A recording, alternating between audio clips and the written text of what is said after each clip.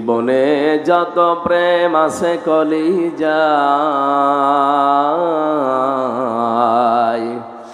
নবীজির তরে সবটুকু দিয়ে দেব তাই।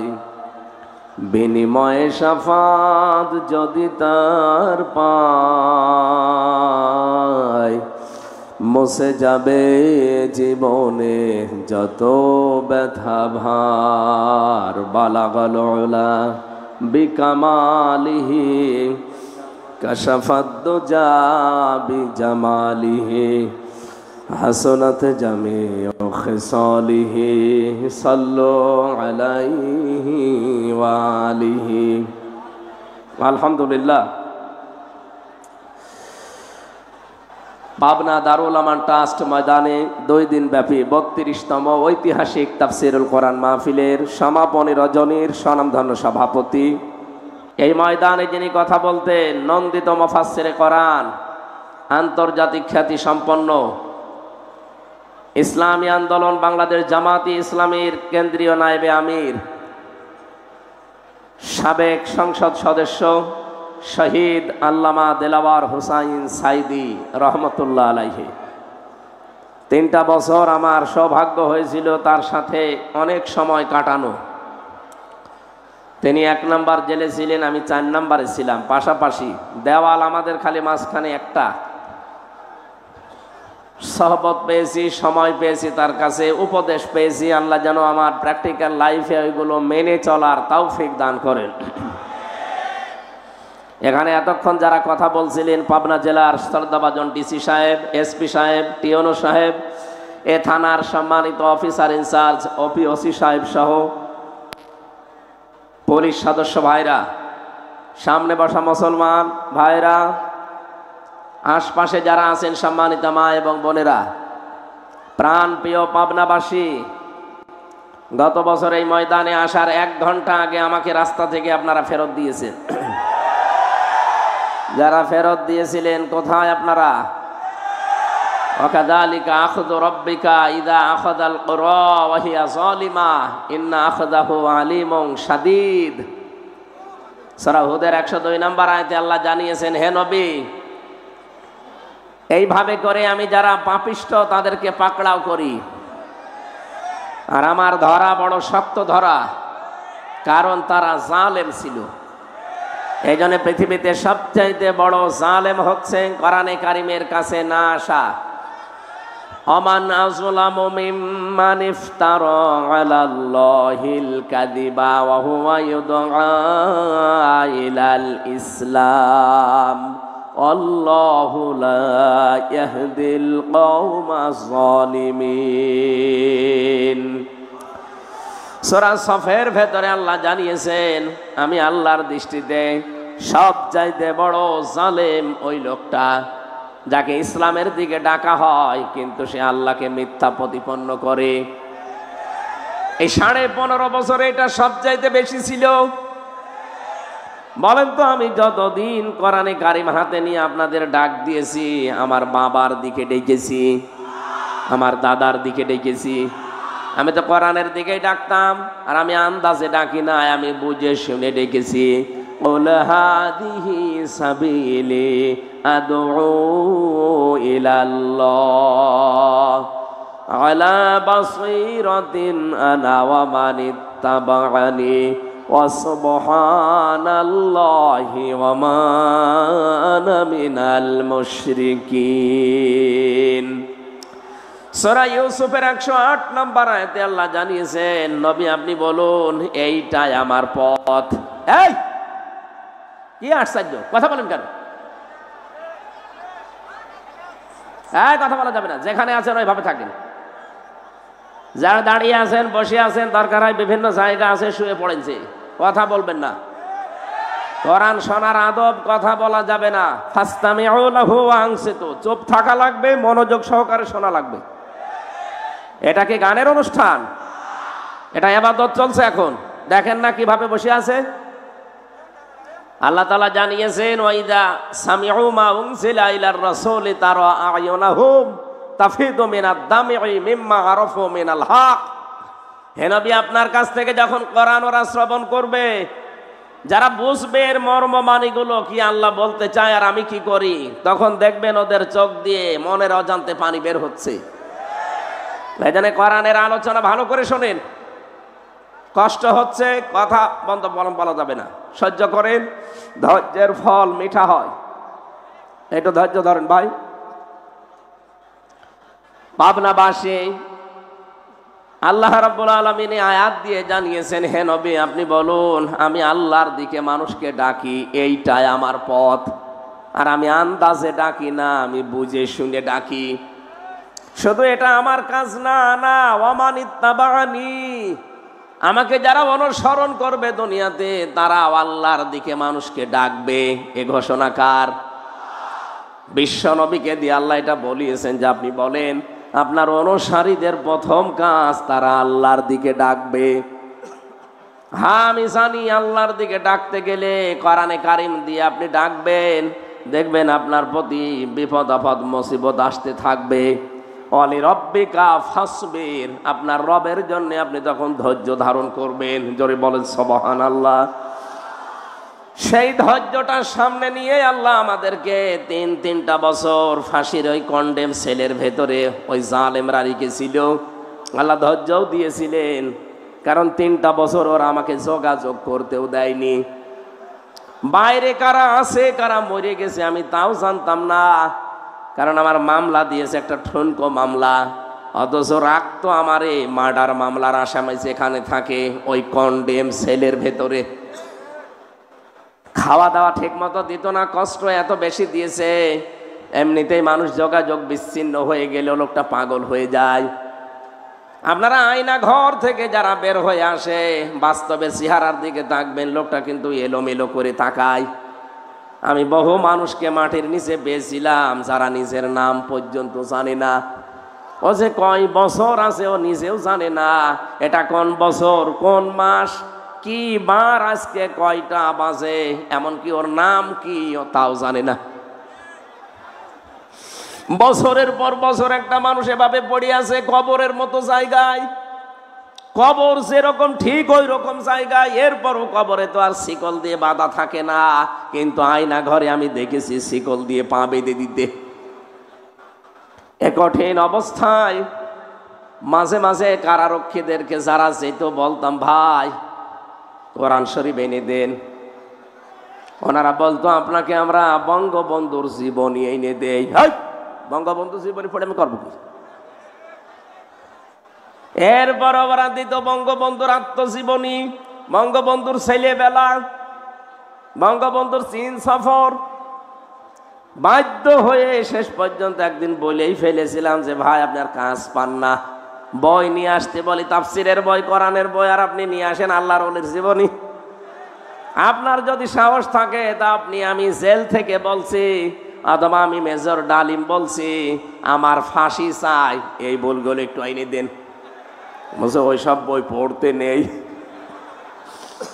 মাঝে মাঝে আমি খবর পাঠাতাম কারারক্ষীদেরকে দিয়ে। মাজলুম জননেতা বাংলাদেশ জামাত ইসলামের কেন্দ্রীয় ভারপ্রাপ্ত সেক্রেটারি জেনারেল ছিলেন জনাব এটিএম আজহারুল ইসলাম, উনি আমার পাশের বিল্ডিংয়ে ছিলেন। ওনারে বলতাম ওনার কাছে যে বলবেন আমির হামজা বই চেয়েছে তাহলে আপনাকে বই দেবে। উনি মাঝে মাঝে অনেকগুলো বই আমাকে পাঠাতেন। বিশেষ করে কারাগারে রাত দিন জাইনাবাল গাজালির লেখা, এটা আমি প্রায় 7 বার পড়েছি এই 3 বছরে। এটা পড়লেই যেন আমার জীবনের কষ্টগুলো এমনি অম্লান হয়ে যেত। তারা একজন মহিলা কি করেছে তারা ইসলামের জন্য, আর আমি একজন পুরুষ মানুষ। আলহামদুলিল্লাহ শুকরিয়া আদায় করছি, গতকাল আমাদের মুসলিম উম্মার একজন মাজলুম বোন ডক্টর হাফেজা আফিয়া সিদ্দিকা জালেমদের কারাগার থেকে আল্লাহ তাকে কালকে মুক্তি দিয়েছেন। আলহামদুলিল্লাহ ভাই, এই কথা বলছেন। আমরা চাচ্ছি মাজলুম মানুষগুলো এই বাংলাদেশের জেল থেকে একে একে অনেকে বের হয়ে যাচ্ছে। বিশেষ করে আমি যাদের সাথে পরিচিত ছিলাম এই মানুষগুলোকে দেখলাম কিছুদিনের ভেতরে সরকার বের করে দিয়েছে মুক্ত জীবনে। জনাব লুৎফুজ্জামান বাবর একজন, গিয়াসউদ্দিন মামুন ভাই একজন, এরপরে মাওলানা জসিমউদ্দিন রহমানী একজন। সব মাজলুম। আমরা চাই এখান থেকে দাবি তুলতে, এই বাংলাদেশে এই মাজলুম জননেতা জনাব এটিএম আজহারুল ইসলামকেও মুক্তি দেওয়া হোক। এই কারা চান দেখি? লিল্লাহে তাকবীর।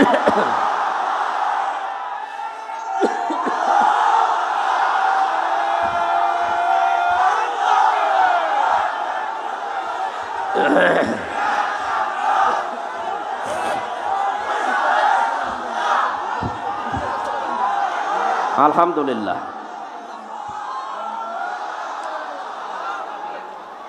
এই কথা বোঝা লাগবে, এ মুক্তি আমি এমনিতে চাইনি। কোরআনে কারিমের সূরা ফাতাহ 18 নম্বর আয়াতের তাফসীর আমি আজকেও পড়ছিলাম। এখানে আওয়াজ হয় বেশি, কি সমস্যা? কি এখানে কেউ দাঁড়িয়ে থাকবেন না ভাই, সবাই বসে পড়ে। আপনারা কি আরম্ভ করেছেন? বেয়াদবি হয়ে যাচ্ছে। আল্লাহর রাস্তায় কথা বন্ধ করেন ভাই, খুব গুরুত্বপূর্ণ মেসেজ আজকে আছে। একটু একটু একটু একটু সময় দেন। আমি এমনিতে অসুস্থ, এই একটা মাহফিলের জন্য আমার আজকে প্রায় যাওয়া আসা মিলে 2000 কিলো রান করা লাগছে। কোথায়? চট্টগ্রাম বিভাগে ছিলাম, আজকে এসেছি আবার কালকে চট্টগ্রাম বিভাগে, সবগুলো তাও দিনের বেলা। আপনাদের এই শুধু একটা পাবনার মানুষের যেহেতু আসতে দেয় না, এবার কে বাধা দেয় এইটার জন্য এসেছি। এবার তো কেউ মাইকও কেড়ে নেয় না, সামনেও দাঁড়ায় না, জালেমরা সব পালিয়েছে। সূরা ফাতিহা 18 নম্বর আয়াতটার ব্যাখ্যা পড়ে আমি এটিএম আজহারুল ইসলামের সাথে মিলিয়েছি, দেখলাম খাপের খাপ মিলে যাচ্ছে। 1500 বছর আগে হুদায়বিয়ার যে সন্ধির কথা আমরা শুনি, বিশ্ব নবী 1400 সাহাবী নিয়ে এসেছিলেন হজ করার জন্যে। কাফেররা হুদায়বিয়া নামক জায়গায় তাকে বাধা দিল। হযরত ওসমানকে নবীজি বললেন, যাও সমঝোতা করে এসো। হযরত ওসমান বিন আফফান রাদিয়াল্লাহু তাআলা আনহু গিয়েছে। তারা ওসমানকে আটক করার পরে এই ঘোষণা দিয়েছে, কুতিলা ওসমান ইবনে আফফান রাদিয়াল্লাহু তাআলা আনহু। ওসমান ইবনে আফফানকে হত্যা করা হয়েছে, মেরে ফেলা হয়েছে। নবীজি কথাটা শুনলেন, সঙ্গে সঙ্গে সাহাবীদেরকে ডাক দিয়ে বললেন, তাঁবুর সামনে হাজির হয়ে যাও। এহরামের যে কাপড় পরা আছে খুলে ফেলো, সাধারণ কাপড় পরিধান করো। অনেকে রোজা রেখেছে, রোজা সব ভেঙে ফেলো। এখন আবার নতুন করে শরীরে শক্তি সঞ্চয় করো। এই যে বাবলা গাছের নিচে আমি হাতটা ফেলে দিলাম, আমার হাতের উপরে তোমরা হাত নিয়ে শপথ বাক্য পাঠ করো। রব্বুল আলামিন বলেন, লাকাদ রাদিয়াল্লাহু আনিল মুমিনিনা ইয ইউবাইউনাকা তাহতাশ শাজারাতি ফাআলিমা মা ফি কুলুবিহিম ফানজালাস সাকিনাতা আলাইহিম ওয়া আসাবাহুম ফাতহান করিবা। আয়াতে 3টা সুসংবাদ আছে। সামনে যেটা আমাদের আসতেছে, আমি দেখতে পাচ্ছি কোরআনের আয়াতের দিকে তাকিয়ে। আল্লাহ আয়াত শুরুই করলেন লাকাদ দিয়ে। আল্লাহ পাক বলেন, অবশ্যই আমি আল্লাহ রাদিয়াল্লাহ, আমি রাজি হয়ে গেছি। আমি রাজি হব না, হয়ে গেছি। অবশ্যই আমি আল্লাহ রাজি হয়ে গেছি। আনিল মুমিনিনা, এই মুমিনদের উপরে, তাহতাশ শাজারাতি, এই গাছের নিচে, ইয ইউবাইউনাকা, যারা আপনার হাতের উপরে হাত দিয়ে বায়াত নিচ্ছে, শপথ পাঠ করছে, এই সবার উপরে আমি আল্লাহ রাজি হয়ে গেছি। তাফসিরে ফি জিলালিল কোরআন সাইয়্যিদ কুতুব রাহমাতুল্লাহ আলাইহি লিখেছেন, সঙ্গে সঙ্গে নবী নিজের বাম হাতটা সবার উপরে তুলে ধরলেন। সাহাবী জিজ্ঞাসা করলেন, হে নবী, আপনি বাম হাত তুলে ধরলেন কেন? নবীজি বলেন, আজকে যে 1399 জন এখানে আসো, আর একজন তো নেই, ওনাকে মেরে ফেলা, হত্যা করার কথা জানিয়েছে। সুতরাং আজকের এই শপথ বাক্যে, এই অনুষ্ঠানে যত মানুষ আমরা আছি, সবার উপরে আমার আল্লাহ সন্তুষ্ট হয়ে গেছে। আমরা সবাই এখানে এসেছি, সবাই আল্লাহর সন্তুষ্টি পেয়ে গেলাম। কিন্তু ওসমান এখানে নেই, ওসমানের ওপরেও তো আল্লাহ রাজি হওয়া লাগবে। এজন্য এই হাতটা আমি তুলে ধরলাম, এটা ওসমানের হাত। তার মানে আজকের এই ময়দানে যে 1400 মানুষ আছে, একজনের উপরও আল্লাহর নারাজ নেই, প্রত্যেকের উপরে আল্লাহ খুশি হয়ে গেছে, সন্তুষ্ট হয়ে গেছে। কারণ মাত্র একটা, ওরা নিরপরাধ একটা বিনা দোষে একটা মানুষকে ওরা হত্যা করার ঘোষণা শুধু দিয়েছিল, মেরে কিন্তু ফেলেনি, মিথ্যা ছড়িয়েছে। আল্লাহর নবী একজন মানুষকে বিনা কারণে বিনা অপরাধে মেরে ফেলবেন, এইটা তিনি মেনে নিতে পারেননি। শুধু মেনে নিতে পারেননি তা না, নিজের সাথে 1399 জন যারা ছিল সবাইকে জীবন দেওয়ার জন্য তিনি বাক্য পাঠ করাচ্ছেন, শপথ। আজ বাংলাদেশে কত মানুষ বিনা অপরাধে বিনা কারণে বিদায় হয়ে যায় জালেমদের চক্রান্তে, কথা বলেন না কেন? শহীদ মাওলানা আব্দুস সোবহান তার ভেতরে একজন। আপনি আন্দাজে যে দোষী দেন না কেন, শয়তানও বিশ্বাস করে না। শহীদ আল্লামা দেলাওয়ার হোসাইন সাইদি, শহীদ মাওলানা মতিয়ার রহমান নিজামী রহমতুল্লাহ আলাই, যতগুলো শহীদ হয়েছে আপনি তাদের পেছনের জীবন খোঁজ খবর নিয়ে দেখবেন, যে দোষে তারা দোষ দিয়েছে একটা দোষও তাদের জীবনে ছিল না। আপনার দোষ নেই, আপনি যে গণহত্যার সাথে জড়িত, আপনার দোষ নেই।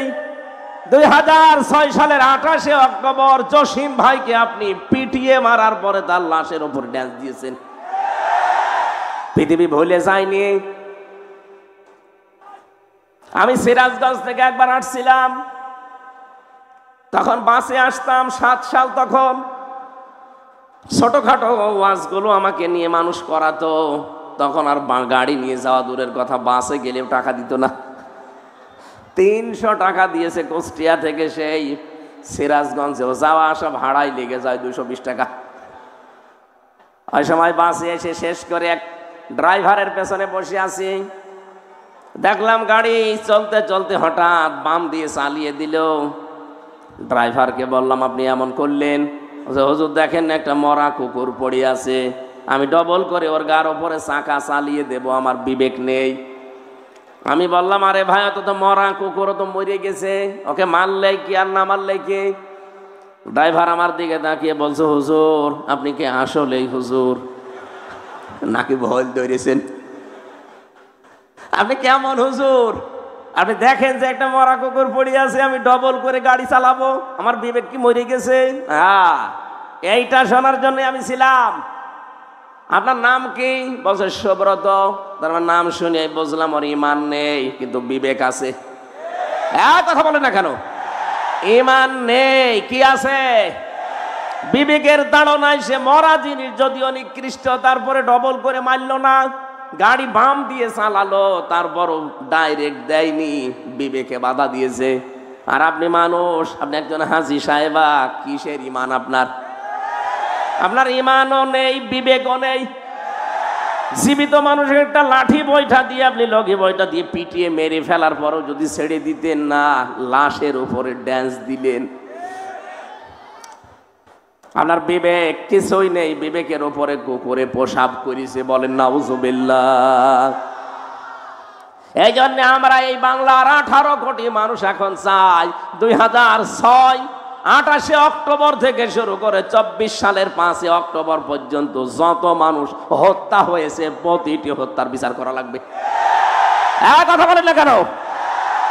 ওরা একজন মানুষকে হত্যার কথা জানিয়েছে, এজন্য যদি নবী 1399 জন রেডি করিয়ে শুরু রেডি করেননি, ফরজ 2টা বিধান লঙ্ঘন করেছেন, একটা হজ আর একটা রোজা, বলে পরে করে নেব, আগে হত্যার বিচার না করে কোনোদিন আর মদিনায় ফেরত যাব না। ওরা এই ঘোষণা শোনার পরেই হযরত ওসমানকে ছেড়ে দিয়েছে। আমার তো মনে হচ্ছে আজকের এই বিশ্বে 210 কোটি মুসলমান আমরা, তামাম দুনিয়ায় কত 57টা মুসলিম রাষ্ট্র। এতগুলো মুসলিম রাষ্ট্র থেকে যদি একবারে এই মাজলুম লোকটার পক্ষে আমরা আওয়াজ তুলতে পারি যে না, বিনা অপরাধে কাউকে আমরা মেরে ফেলতে দেব না, আর কতদিন রাখবেন আপনি এভাবে কষ্ট দিয়ে? আমার মনে হয় আমরা যদি শপথ বাক্য পাঠ করতে পারি, ওই 1399 জনের উপরে আল্লাহ যেমন রাজি হয়ে গিয়েছিলেন, আমাদের উপরও আল্লাহ রাজি হয়ে যাবেন। কিন্তু পরে তিনটা কথা আছে, ফালিমা মা ফি কুলুবিহিম। আল্লাহ পাক বলেন তাদের মনে যেটা ছিল ওইটা কিন্তু আমি জানতাম। সুতরাং আমাদের মনের কথা না মুখের কথা এটা কিন্তু আল্লাহ জানে। এই মাজলুম লোকটাকে জেলখানার এই অন্ধ প্রকোষ্ঠ থেকে বের করতে আমরা যেটা বললাম, এটা কি আমাদের মুখের কথা না মনের কথা? আরো জোরে বলেন। আল্লাহ বলেন মনের কথা যদি হয়, ফাআনজালাস সাকিনাতা আলাইহিম, তাদের উপরে আল্লাহর রহমত সাকিনা এটা নাজিল হবে। ওয়াসাবাহুম ফাতাহান করিবা, তাদেরকে একটা আচ্ছন্ন নিকটবর্তী বিজয়ের সুসংবাদ আল্লাহ দেবেন। এই আয়াত অনুযায়ী সামনে আমরা যেটা দেখতে পাচ্ছি, এই বাংলাদেশে মাজলুমদের পক্ষে থাকলে আল্লাহর সাকিনা পাওয়া যাবে, আল্লাহর সুনির্দিষ্ট বিজয় আমাদের সামনে আসবে। এই বিষয় আমরা দেখতে পাই না? দেখতে পাই তখন যখন দেখি অন্য ধর্মের মানুষেরা এই কথা জানায় যে 54 বছর আমরা বহু কিছু দেখেছি, শান্তি পাইনি, আমরা এখন দেখতে চাই এই দেশে আল্লাহর কোরআনে কারিমের বিধান কায়েম হয়েছে।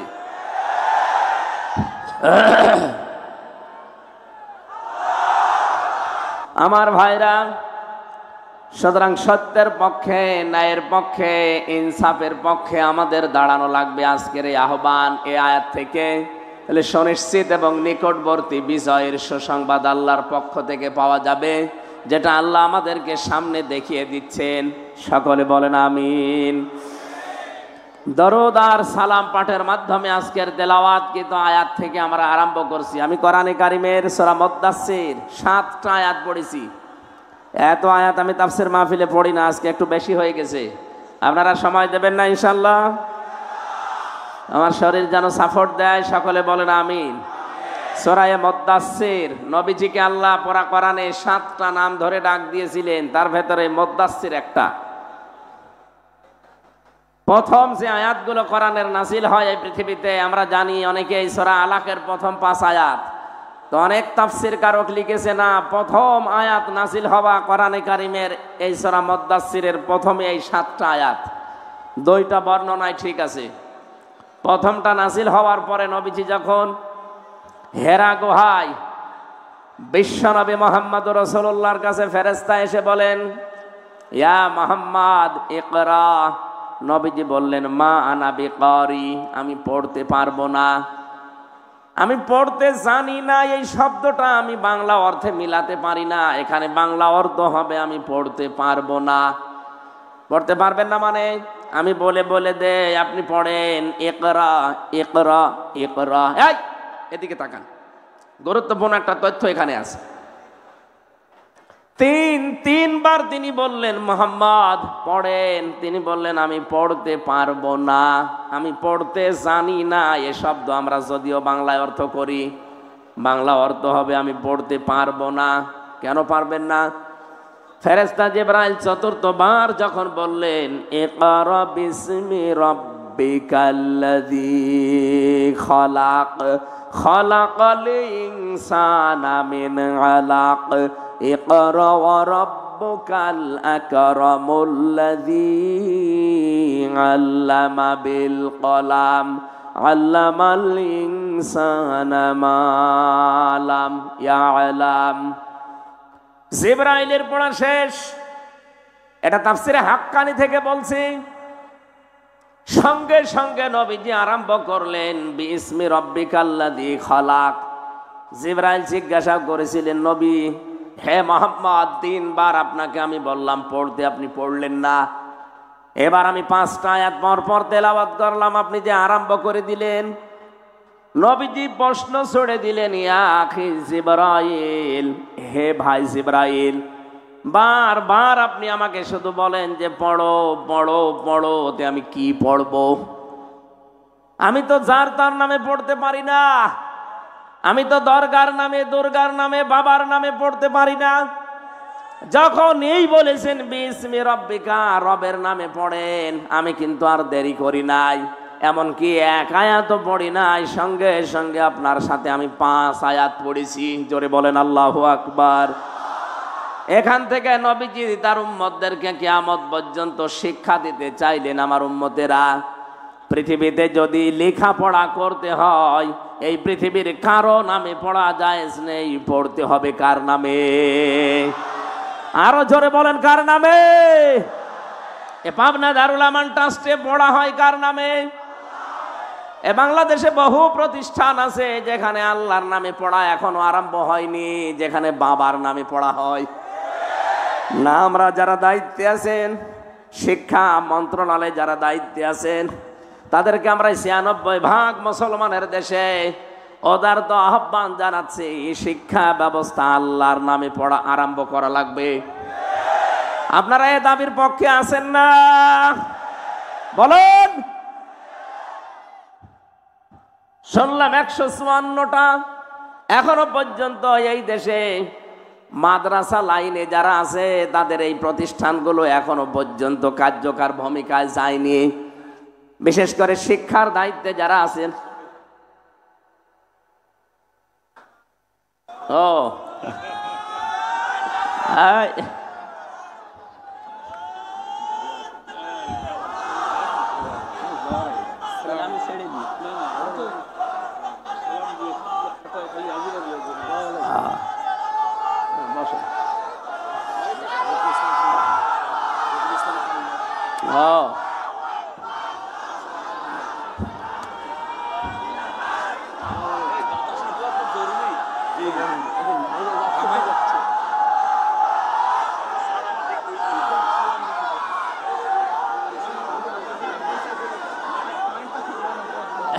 হ্যাঁ ঠিক আছে বসেন।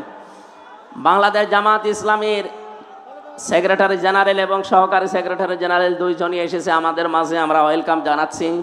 তাদের সুস্বাস্থ্য এবং দীর্ঘায়ু কামনা করছি, সকলে বলেন আমিন।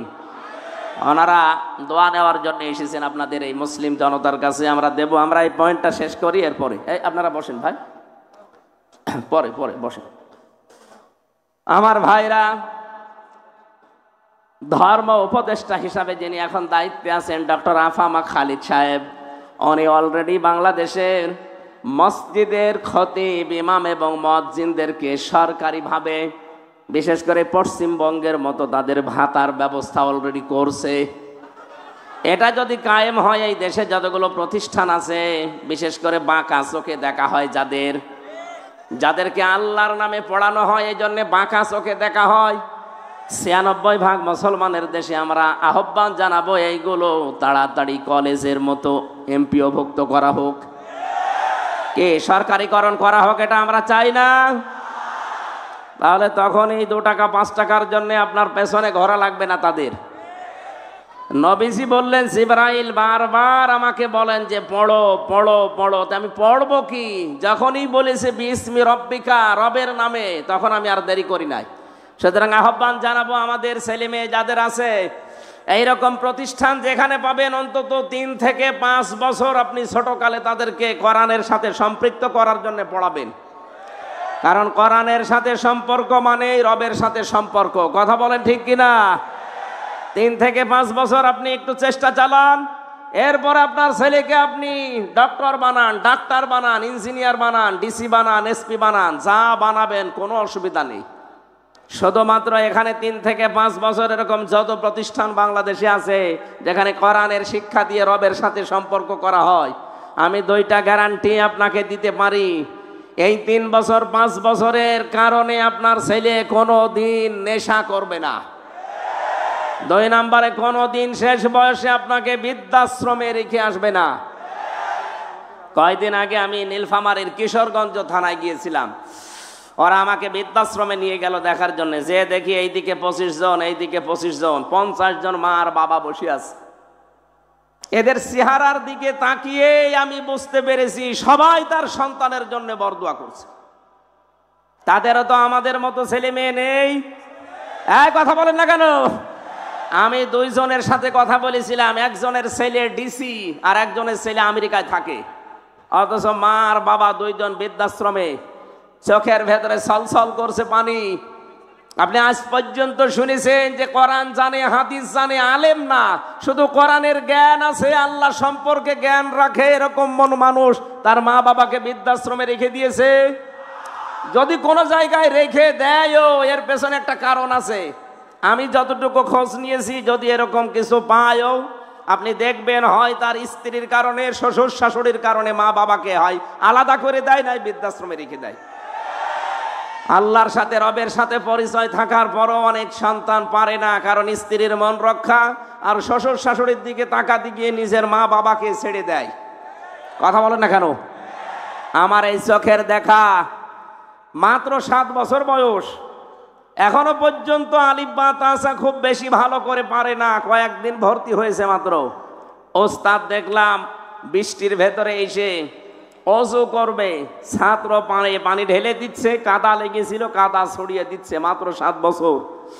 আমি এই চোখেও দেখেছি। বিশ্ববিদ্যালয়ে ক্লাস চলছে, আমি তখন জাহাঙ্গীরনগরে ছিলাম, মাস্টার্সে ক্লাস চলছে, শিক্ষককে জুতা দিয়ে পিটাচ্ছে ছাত্র।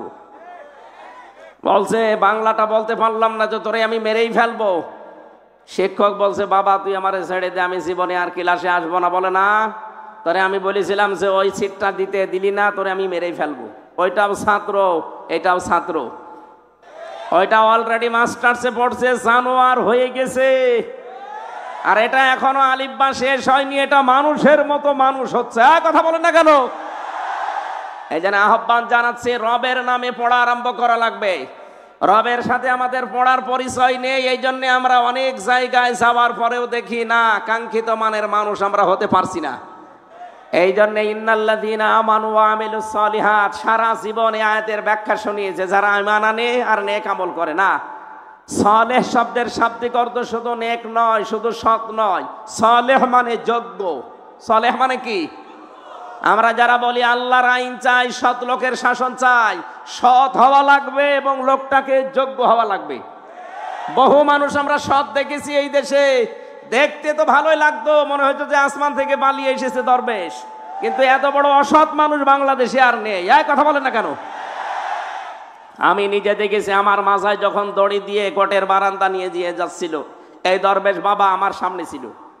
উনি ম্যাজিস্ট্রেটের কক্ষে প্রবেশ করলো, করে কি যেন বলে আসলো, আসার পরে আমারে দেখে উনি হাসি দিল। হাসি দেওয়ার পরে এটাই জানিয়ে, চোখ টিপ দিয়ে এইটাই জানাতে চেয়েছে যে দেখেন কেমন লাগে। আজ যখন দরবেশকে এই দাড়ি কাটা অবস্থায় নিয়ে যায়, আমারও মাঝে মাঝে মনে হয় ওনার ওই কথাটা, দেখ কেমন লাগে। যদিও এটা আমি মন থেকে বলি না, বিপদে পড়লে আসলে উপহাস করা ঠিক না, কিন্তু ওনারা যা করেছে আল্লাহ মনে হচ্ছে উল্টিয়ে ওইটা ওনাদের উপরে ফেলিস। গতকালকে আমি রাতের বেলা ছিলাম চাঁদপুরের ফরিদগঞ্জ, ওই জায়গায় যেই মহিলা এতদিন পর্যন্ত আওয়াজ দিত যে ফিটনেসবিহীন বিএনপি, লাইসেন্সবিহীন জামাত, আল্লাহ ওনারে পুরা কথাটা উল্টিয়ে ওনার শরীরের ওপরে আজ লাগিয়েছে। ওনার শরীরের কোনো ফিটনেস নেই, আর ওনার লাইসেন্স তো শেষ। কথা বলছে না কেন? আমি তো আর রাজনৈতিক নেতা না যে রাজনৈতিক কথা বলবো, ইঙ্গিত দিলাম। দুনিয়াতে যে যা করছেন ওইটা কিন্তু আল্লাহ উল্টিয়ে আপনার উপরে ফেলে দেবে। এই জন্য এমন কিছু করবেন না। সালেহ মানে কি বলছিলাম যেন? যোগ্য। জোরে বলেন কি?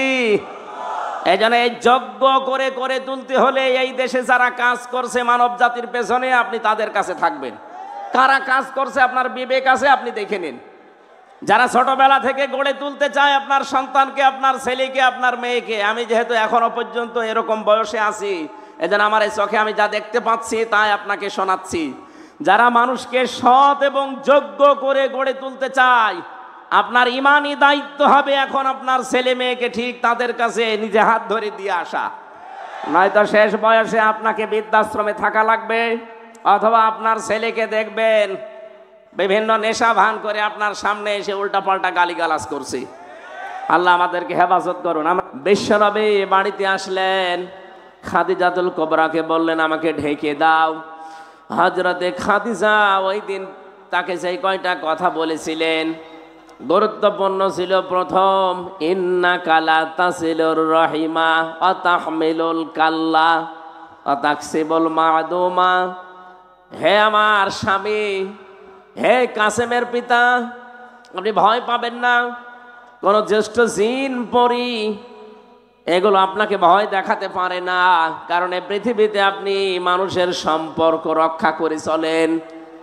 পাবনাবাসী হযরতে খাদিজাতুল কুবরার এই কথা থেকে প্রতীয়মান হয় যে মানুষ আমরা দুনিয়াতে মানুষের সম্পর্ক ঠিক রাখতে পারি, বিশেষ করে আত্মীয়তার সম্পর্ক, রক্তের সম্পর্ক, দলীয় সম্পর্ক, জনগণের সম্পর্ক, এগুলো যারা এই পৃথিবীতে আমরা ঠিক রাখতে পারি তাদের ভেতর থেকে যত রকমের ভয় আছে আমার আল্লাহ নিজের পক্ষ থেকে দূর করে দেন। বলেন সুবহানাল্লাহ। এই কথাটা জানাতে এই রজব মাসে বিশ্ব নবীকে এখান থেকে লক্ষ লক্ষ মাইল দূরের পথ 27টা বছর তাকে আল্লাহ নিজের কাছে রেখে মাত্র 14টা জিনিস যে তাকে শিখিয়েছিলেন, তার প্রথম নাম্বারে এই সম্পর্কটা রব্বুল আলামিন তাকে জানিয়ে দিলেন, ক্বাযা রাব্বুকা আল্লা তা'বুদু ইল্লা ইয়্যাহু ওয়া বিল ওয়ালিদাইনি ইহসানা। খুব ভালো করে শুনবেন। 53টা বছর, 40 বছরে তিনি নবুয়ত পাওয়ার পরে 13টা বছর জুলুম, অত্যাচার, নির্যাতনের স্টিম রোলার তার উপরে চলছে। তিনি 3 বছর শিয়াবে আবি তালিবের 3টা বছর তিনি জেলখানায়ও ছিলেন। এ কঠিন পরিস্থিতির পরে আমার আল্লাহ তাকে সুসংবাদ দিলেন, হে নবী, আপনাকে আমি সামনে একটা কল্যাণময় রাষ্ট্র পরিচালনার দায়িত্ব দেব। এই জন্য যেদিন হিজরত করার সময় তাকে আল্লাহ নিজে শিখিয়ে দিয়েছিলেন, মিল্লাদুনকা সুলতানান নাসীরা।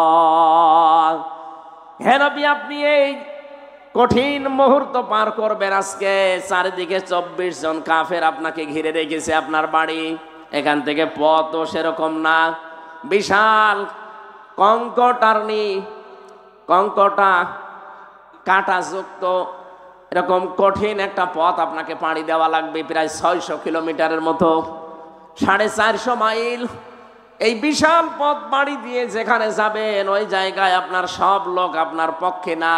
এই বিশাল কাজ কারবারগুলো করার পর একটা রাষ্ট্র আপনাকে আমি আল্লাহ উপহার দেব। এই জন্য দোয়াটা আপনি আমার কাছে করেন।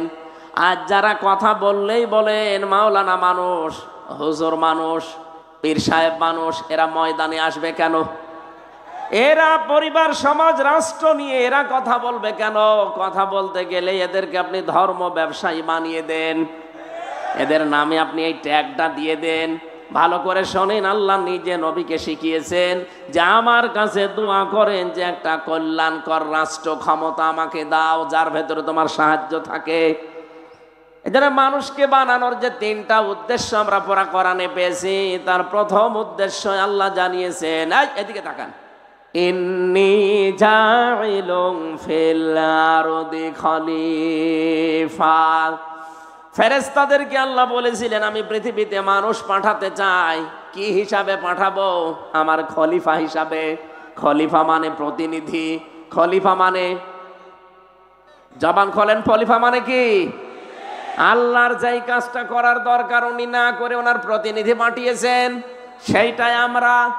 প্রতিনিধিকে আল্লাহ পাঠালেন কোথায়? জাইলুন ফিল আরদি, জমিনে। কোন জায়গায়? আরো জোরে বলেন। পাবনাবাসী জবান খুলে উত্তর দেবেন, আমরা কি আজ আল্লাহর খলিফা হিসাবে জমিনে আছি? না, জমিনটা জালেমরা ফাঁকা পেয়েছে, এই জন্য তো 180 মাইল বেগে চালাচ্ছিল। হঠাৎ আমরা যখন জমিনে খানকা থেকে, মাজার থেকে, বিভিন্ন মাদ্রাসা থেকে, মসজিদ থেকে, বিভিন্ন ঘর বাড়ি থেকে যখন জমিনের ভেতরে এসে দাঁড়িয়েছি, জালেমরা তখন অলরেডি পালিয়ে গেছে। জমিন এখন ফাঁকা। এই মুহূর্তে আল্লাহর খলিফাদের কাজ হবে তার খেলাফতে এই জমিনে কায়েম করা। 3টা উদ্দেশ্যের কথা বলছিলাম, তার প্রথম এইটা।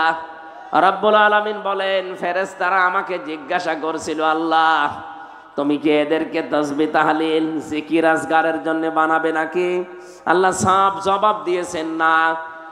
তাসবিহ তাহলিল জিকির আজকারের জন্য আমি খলিফা দুনিয়ায় পাঠাবো না, আমি জমিনে খলিফা পাঠাতে চাই আমার আইন প্রতিষ্ঠা করার জন্যে। বলেন মারহাবা। আল্লাহর যে উদ্দেশ্য, সেই উদ্দেশ্য যারা সফল করতে চায় তারাই আমার আল্লাহর আসল বান্দা। আপনি রহমানের বান্দার যে 13টা গুণ পাবেন সূরা ফুরকানের ভেতরে, তার ভেতরে এইটা আছে। রহমানের বান্দা তারা যারা এই জমিনে আল্লাহর বিধানকে, এই ফুরকানকে কায়েম করার জন্য যারা চেষ্টা চালায়। এই বাংলাদেশে যত মানুষ এখন আমরা বাস করছি, একটা খুশির সংবাদ বলছি, আগস্টের 5 তারিখের আগ পর্যন্ত এই দেশে মাত্র 100 জনের 15 জন মানুষ খেলাফতের এই দায়িত্বের ঘোষণা দিত। কত? এই ছেলে, আরে ডিস্টার্ব করে কাজের ভেতরে।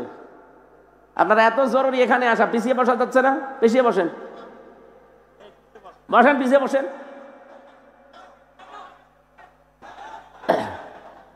হ্যাঁ, কথা বলা যাবে না, কথাগুলো বোঝেন। পাবনাবাসী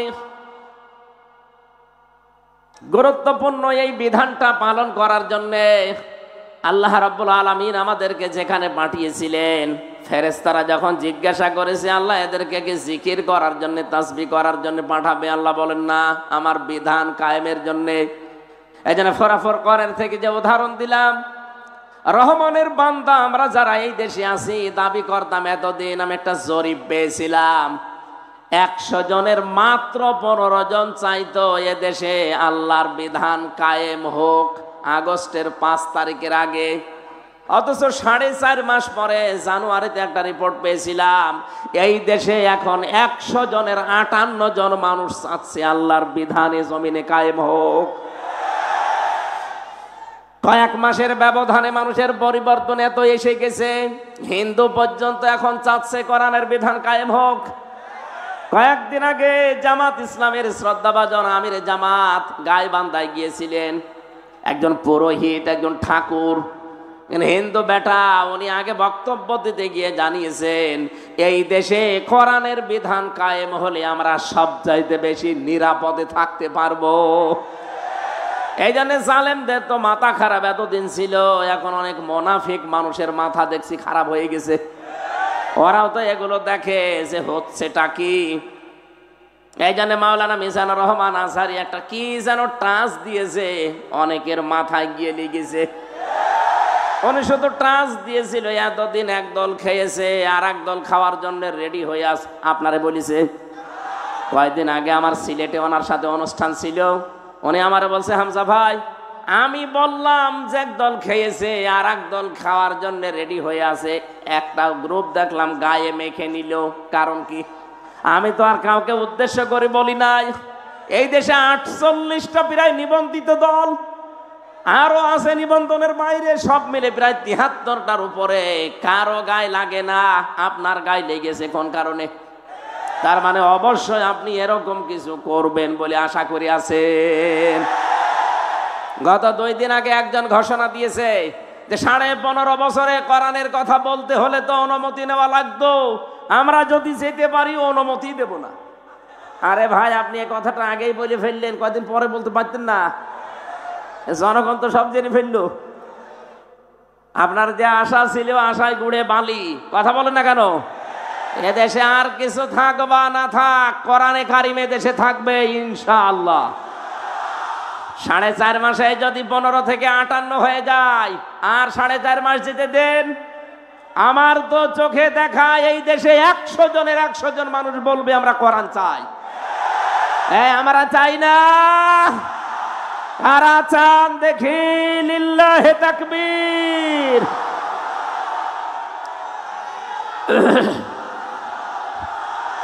আলহামদুলিল্লাহ ভাই,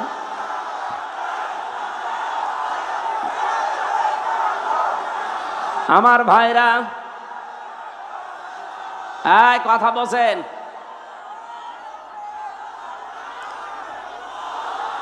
কোরআনে কারিমের এই বাতাস, আমি বাংলাদেশের 630টা থানায় আমার কম বেশি যাওয়া হয়ে গেছে, আমি দেখতে পাচ্ছি এদেশের মুসলমান, হিন্দু, বৌদ্ধ, খ্রিস্টান নেই, মানুষ পদবাচ্চে যারা বিবেচিত সবাই এক বাক্যে আওয়াজ তুলছে আমরা কোরআনের বিধান চাই। আর কিছু ক্যান্সার আছে, এরা হয়তো মাথা খারাপ, এ কারণে বলছে কিছু চাই না, আগে থালা দেন। থালা কি করবেন? আমরা আহ্বান জানিয়েছি একেবারে স্পষ্ট ভাষায়, যারা দায়িত্বে এখন আছেন সংস্কার করেন খুব তাড়াতাড়ি, সম্মানজনক একটা সময় নিয়ে সংস্কার করে তাড়াতাড়ি নির্বাচন দিয়ে নির্বাচিত সরকারের হাতে দেশটা তুলে দেন। তাহলে এই দেশ নিয়ে আপা সহ যারা পালিয়েছে কেউ আর ষড়যন্ত্র করার সুযোগ পাবে না। কিন্তু সংস্কার না করে আমরা নির্বাচন করতেও চাই না, হতেও দেব না। কারণ তবে আর আগে দিনের ভোট রাতে হয়ে যাবে। কথা বলেন ঠিক কিনা? দিনের ভোট রাতে হয়েছে, এটা কি ওয়াজ করা লাগবে? যারা করেছে আমার সাথে, এরকম একজন ওসি ছিল জেলখানায়, সে আমার নিজে বলেছে যদি আমরা দিনের ভোট রাতে করেছি। সুতরাং আমরা চাই 1628 জন এরকম চেয়ারে যারা বসে আছেন, এগুলো সব জালেমদের দোসর অথবা নিজেরাই জালেম। কথা বলেন না কেন? এরা এই তিনটা টার্মে এই জালেমদেরকে এরা টিকিয়ে রাখার জন্য সর্বাত্মক চেষ্টা চালিয়েছে। আমরা চাই খুব তাড়াতাড়ি ওদেরকে চেয়ার থেকে নামিয়ে এই 15.5 বছরে যারা বৈষম্যের শিকার ছিল তাদেরকে চেয়ারে বসান। এই কথা বলেন না কেন? নয়তো এভাবে যদি আবার আমতা করে দিয়ে দেওয়া হয়, একবারে ডিক্লিয়ার দিয়ে দেবে 154 জন, দিনের ভোট রাতে হয়ে যাবে, আগে যা ছিল তাই। তাহলে তো ওরাই থাকা ভালো ছিল। এক লোক বিবাহ করার পরে বাসর রাত্রে এখনো স্ত্রীর কাছে যায়নি, শাশুড়ি এসে বলছে বৌমা কি করবা জানি না, আমার কিন্তু নাতি চাই। বলছে মা আপনি সময় দেবেন না। ননদ যে বলছে ভাবি কি করবা জানি না, আমার কিন্তু ভাতিজা চাই। দাদি শাশুড়ি গিয়ে বলছে কি করবা জানি না, আমাদের কিন্তু পতি চাই। স্বামী এবার এসে বলছে বউ ঘুমিয়ে পড়ো, কিন্তু আমার বেবি চাই। স্ত্রী বলছে দাঁড়ান, আপনার কি সব পাগলের বংশ? এখনো বাসরই হয়নি, এখনো বাসর হয়নি, এরপরে এর ভেতরে আপনার মা এসে চাই নাতি, আপনার দাদি এসে চাই পতি, আপনার বোন এসে চাই ভাতিজা, আর আপনি যে এসে চাচ্ছেন বেবি। আমি কেগুলো ডাউনলোড করে নিয়ে আসবো? সময় দেবেন না? আগে অন্তত বাসর হোক, অন্তত 10 মাস 10 দিন সময় দেন, তারপরে যে যা চেয়েছেন সবগুলোই দেব। কিন্তু আমার 1 বছর সময় দেওয়া লাগবে। কথা বলেন ঠিক কিনা? আরে ভাই, যারা দায়িত্ব নিয়েছে এরা তো একটাও রাজনীতিবিদ না, সব ব্যবসায়ী, এক একজন এক এক দিকের। তাই আপনি 1 বছরও সময় দিলেন না, তে বেবি ডাক শুনবেন কি করে? এই জন্য আমরা কাঙ্ক্ষিত মানের সময় দিতে চাই, সম্মানজনক সময় নিয়ে তারা খুব তাড়াতাড়ি সংস্কার করে এদেশে এমন জায়গায় নিয়ে যাক যেন আমার ভোট আমি দেব, যাকে খুশি তাকে দেব। কথা বলেন ঠিক কিনা? আমার ভাইরা, বিশ্বনবী মুহাম্মদুর রাসূলুল্লাহ, আল্লাহ রাব্বুল আলামিন তাকে ডাক দিয়ে বললেন হে নবী আপনি আমার কাছে এই দোয়াটা করেন যে আমি রাষ্ট্রীয় ক্ষমতা চাই। আজ যারা এই দেশে এই কথা আহ্বান জানায় আপনাদেরকে যে আমরা রাষ্ট্রীয় ক্ষমতায় যেতে চাই, কারণ আমরা এই কোরআনে কারিমকে প্রতিষ্ঠা করতে চাই, ওদের মনের ভেতরে যদি দুনিয়ার কোনো কামনা বাসনা থাকে আপনি মাস্ট বি তার পেছনে থাকবেন না। এই কথা বুঝতেছেন? কারণ এই মানুষগুলো অলরেডি শপথ নেওয়ার সময় আল্লাহকে কথা জানিয়েই দিয়েছে, ইন্না সলাতি ওয়া নুসুকি ওয়া মাহইয়ায়া ওয়া মামাতি লিল্লাহি রাব্বিল আলামিন। আমার নামাজ, আমার কোরবানি, আমার বেঁচে থাকা, আমার মরে যাওয়া আমি সব আল্লাহকে দিয়ে দিয়েছি। সুতরাং এই শপথ যারা পাঠ করে এই মানুষগুলো নিজের জন্য অন্তত কিছু করবে না। যদি করে সে মুনাফিক হয়ে কিয়ামতে উঠবে, কারণ সে আল্লাহর কাছে অঙ্গীকার দিয়েছে। কথা বলেন না কেন? যারা অঙ্গীকার আবদ্ধ হয়েছে আপনি মাস্ট বি তাদের পেছনে থাকবেন, কারণ ওই মানুষগুলো তার জীবন মরণ নামাজ ত্যাগ তিতিক্ষা কোরবানি অলরেডি আল্লাহকে দিয়ে দিয়েছে, ঘোষণা দিয়েছে। এই এরা এত আওয়াজ করে কেন?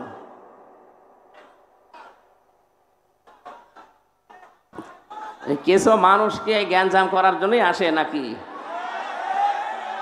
ওখানে বসা যায় না, ওই জায়গার কি সমস্যা? বসা যায় না ওখানে?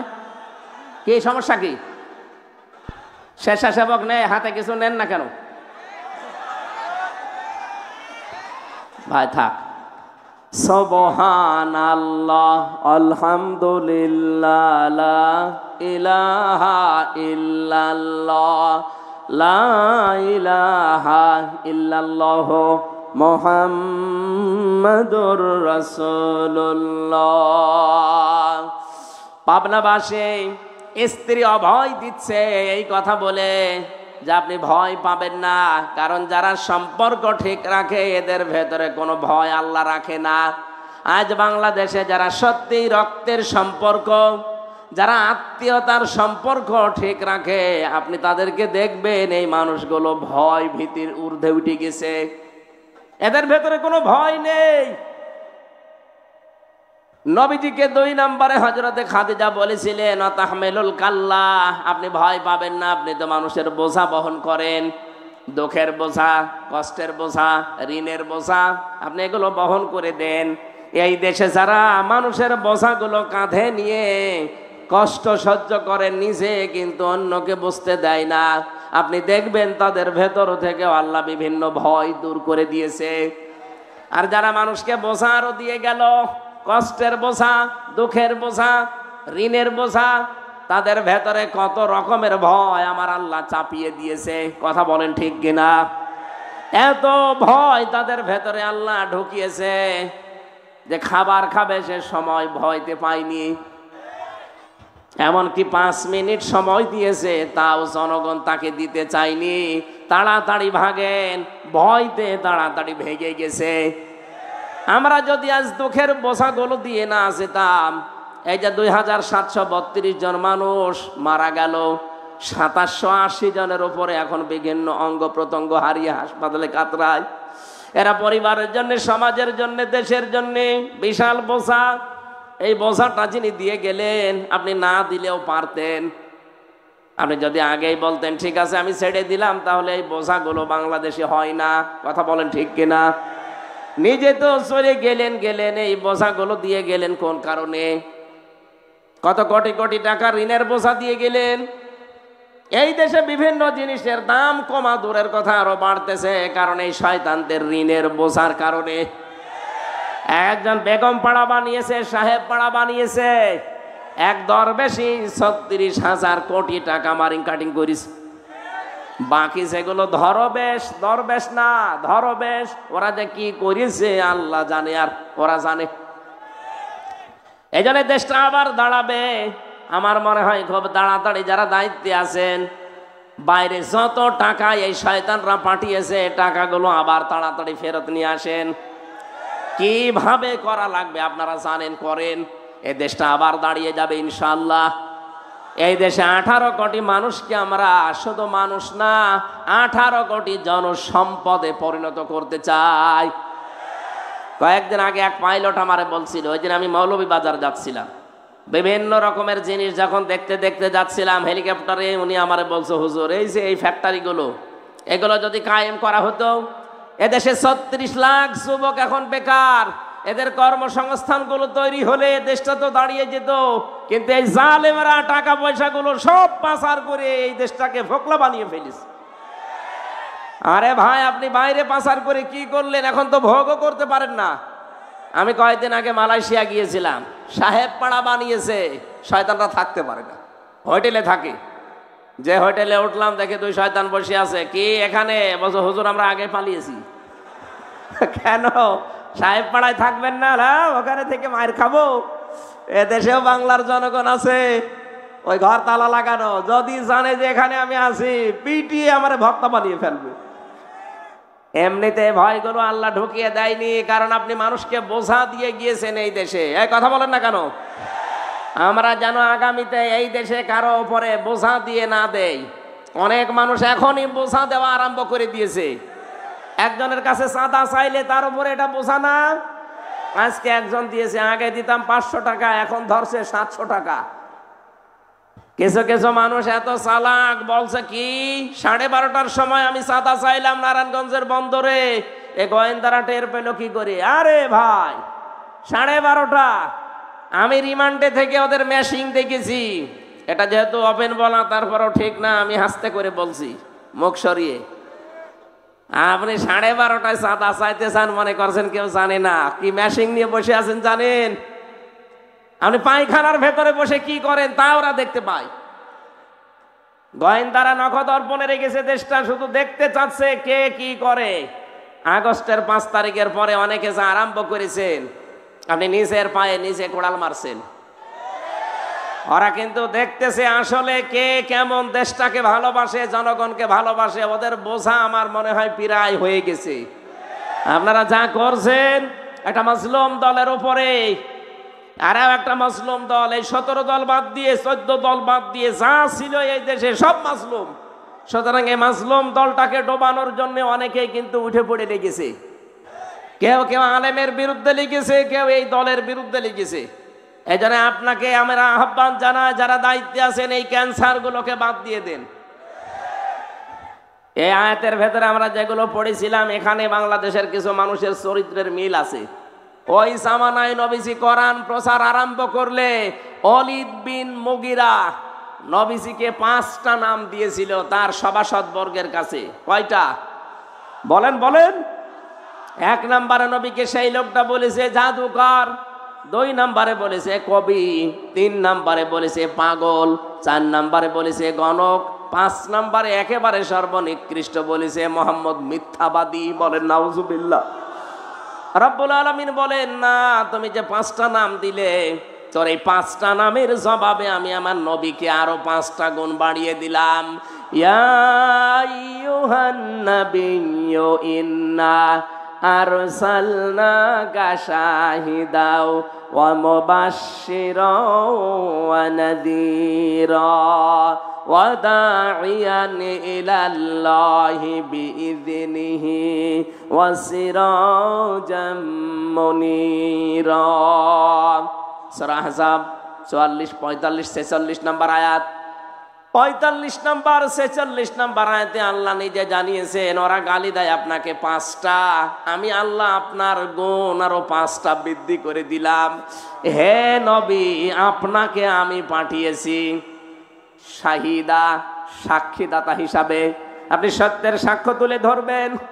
2 নম্বরে আপনি সতর্ককারী, আপনি সুসংবাদদাতা, আপনি আল্লাহর দিকে আল্লাহর অনুমতি ক্রমে ডাক নেওয়ালা। 5 নম্বরে আপনি উজ্জ্বল প্রদীপ। এই 5টা নাম আল্লাহ ওয়ালিদ বিন মুগিরা এই নামগুলো দেওয়ার পরিপ্রেক্ষিতে আল্লাহ নিজে দিয়েছেন। বলেন সুবহানাল্লাহ।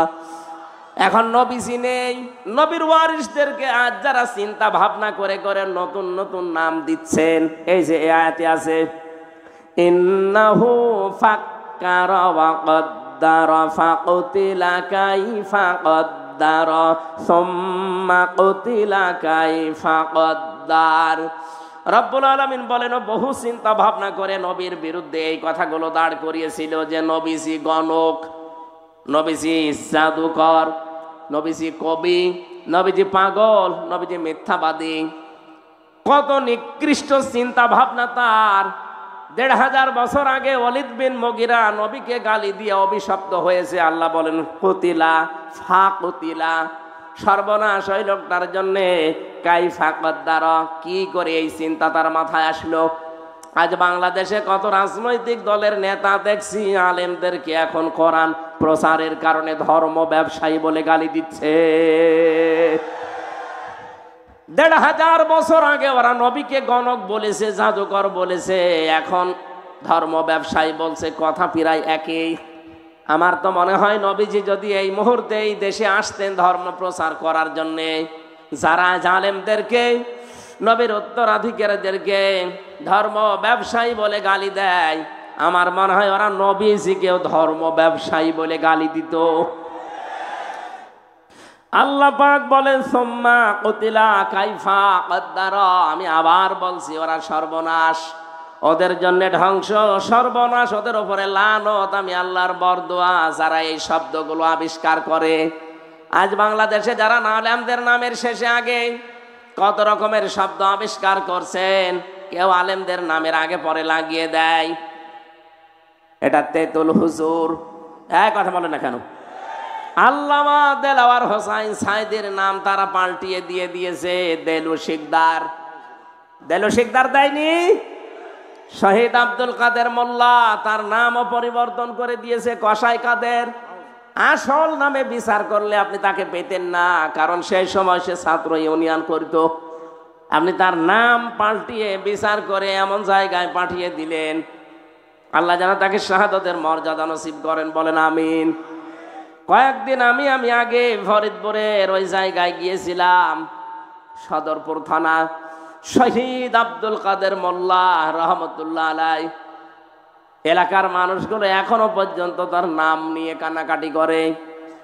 আর আপনার মনের ভেতরে কি একটু কিছু আসলো না? নামগুলো পরিবর্তন করে করে আপনি এই কঠিন সিদ্ধান্ত নিয়ে ফেললেন। এখন আমার মনে হয় এই দেশে যারা আসবে, এই জালেমদের নাম পরিবর্তন না, আসল নামের ওপরেই বিচার করা সম্ভব। এরা যদি একজন মানুষ হত্যার দায়ে তাকে হত্যা করে ফেলতে পারে, আপনি তো মানুষ মেরেছেন 2732 জন, 275টা মার্ডার মামলা অলরেডি হয়ে গেছে আপনার নামে। একজন মানুষ মারলে যদি একজনকে মেরে ফেলা যায়, 275টা মামলা যার নামে, তাকে 275 বার মারা যাবে। এমনি তো মরে গেছে, ও ছাতা মারবেন কবে আবার? এই জন্য মানুষের বিরুদ্ধে যে নাম তৈরি করে, বিশেষ করে নবীদের, নবীর উত্তরাধিকারীদের, এদের জন্য বরদোয়া কার? আরো জোরে বলেন। 1500 বছর আগে আল্লাহ যদি এই বরদোয়া দেয়, আল্লাহ যেন এখনো এই বরদোয়াটা এই দেশে যারা বুঝে শুনে আলেমদের বিরোধিতা করে তাদের উপরে লাগিয়ে দেন।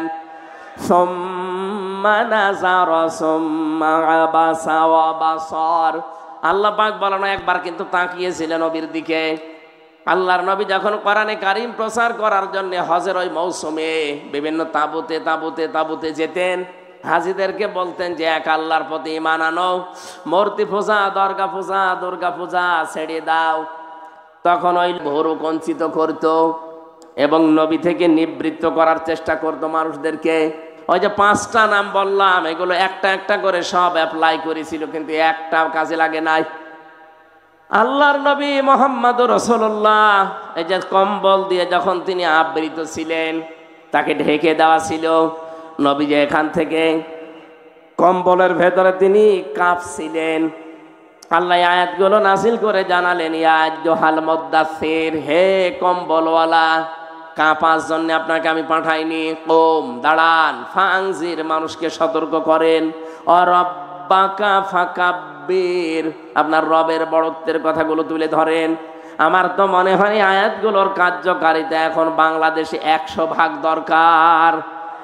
ওরা মানুষের তৈরি করা আইন কায়েম করতে গিয়ে যদি জান, মাল, ইজ্জত, আবরু, সময়, সম্পদ সব ব্যয় করতে পারে, আমরা আল্লাহর বিধান কায়েমের জন্য সময়, সম্পদ, আমাদের জীবন ব্যয় করব, এতে ঠেকা কিসের? কথা বলেন না কেন?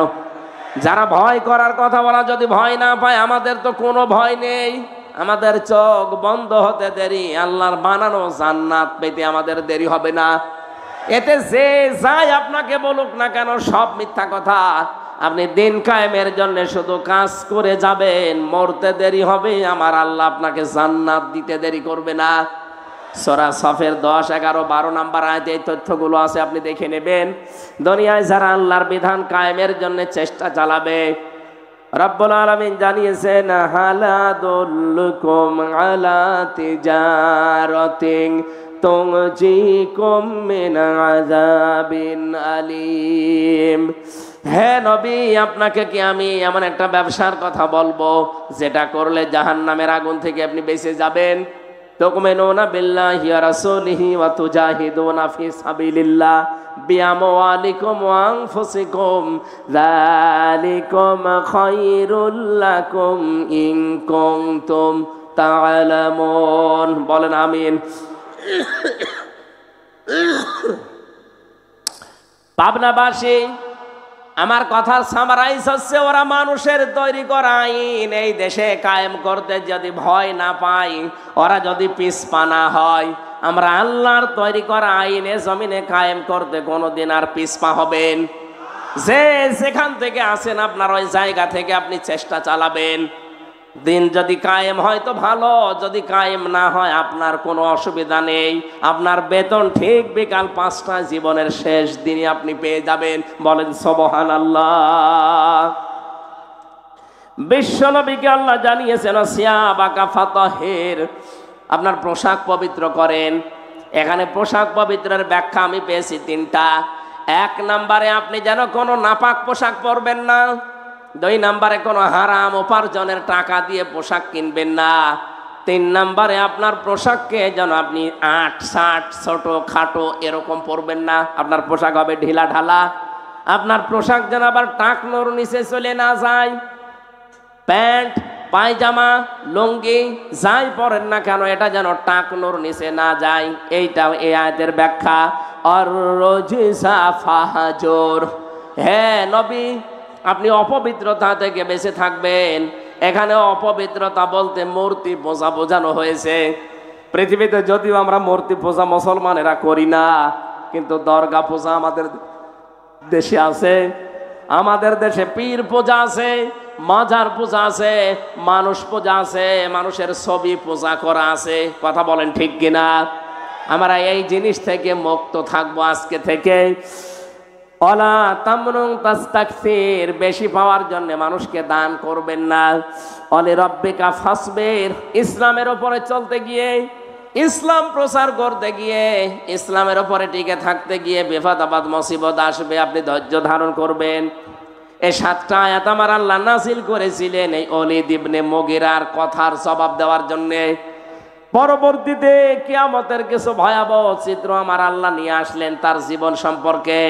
ফাইযা নুকিরা ফিন নাকুর ফাযালিকা ইয়াউমাইযিন ইয়াউমুন আসির আলাল কাফিরিনা গায়রু ইয়াসির। রব্বুল আলামিন বলেন সেদিনটা বড় কঠিন হবে যখন সিংহায় ফুৎকার দেওয়া হবে। এদিনটা এত ভয়াবহ, এত কঠিন অবস্থা। আপনারা 2 জনের কথায় হালকা টাচ পেয়েছিলেন। কিয়ামতের ময়দানে সূর্যটা আসবে মাত্র আধা হাত উপরে, 12টা মুখ দিয়ে তাপ দিতে থাকবে। গুনাহগার মুজরিম পাপিষ্ঠ যারা, তাদের মাথার মগজগুলো টকবক করে পড়তে থাকবে। আল্লাহ রাব্বুল আলামিন বলেন ওই কঠিন দিনকে একটু স্মরণ করো। হে নবী, এই মানুষগুলো তো ওই কঠিন দিন বিশ্বাস করতে চায় না। আপনি আমার উপরে ওদের ভার ছেড়ে দেন। যারনি ওমান খালাকতু ওয়াহিদা, যারনি আমাকে ছেড়ে দেন এবং তাকেও ছেড়ে দেন। খালাকতু ওয়াহিদা, যাকে আমি স্পেশাল ভাবে বানিয়েছি। এই ওলীদ ইবনে মুগীরার কোনো নাম ছিল না, গন্ধ ছিল না, পরিচয় ছিল না। আমি আল্লাহ নিজে তাকে এত সুন্দর করে আকৃতি দিলাম, পৃথিবীতে আনলাম, ধন সম্পদের মালিক বানালাম। ওয়াজআলতু লাহু মালাম মামদুদা। তাফসীরে ইবনে কাসির বলেন তাকে আল্লাহ এত বেশি দীর্ঘ সম্পদের মালিক বানিয়েছিলেন। ধন সম্পদ, টাকা পয়সা, ছেলে মেয়ে, চাকর বাকর, বাড়ির কাজের লোক সব ছিল তার। অবানিনা শুহুদা, তার সন্তানাদি এবং তার সঙ্গী আল্লাহ ভরপুর করে দিয়েছিলেন। অমাহাত্তু লাহু তামহিদা, তাকে ভোগের সামগ্রী পর্যন্ত ভরপুর আল্লাহ দিয়েছিলেন। ভোগ করতে যা লাগে সব আল্লাহ তার আয়ত্তে এনে দিয়েছিলেন। সুম্মা ইয়াতমাউ আন আযীদা, কিন্তু তার পেট ভরেনি। যত দিয়েছি ও আরো চেয়েছে। এই স্বভাব এখনো আমাদের অনেকের ভেতরে আছে না নেই? কথা বলেন না কেন? অনেক আলেমের ভেতরে, অনেক পীরের ভেতরে, অনেক ইমামের ভেতরে, অনেক মুসলমানের ভেতরে এই স্বভাবটা এখন বিদ্যময়, একেবারে বিধিবদ্ধ হয়ে গেছে। যত আছে আরো তত চাই। ইত্তাবিউ মাল্লা ইয়াসালুকুম আজরাও ওয়া হুম মুহতাদুন।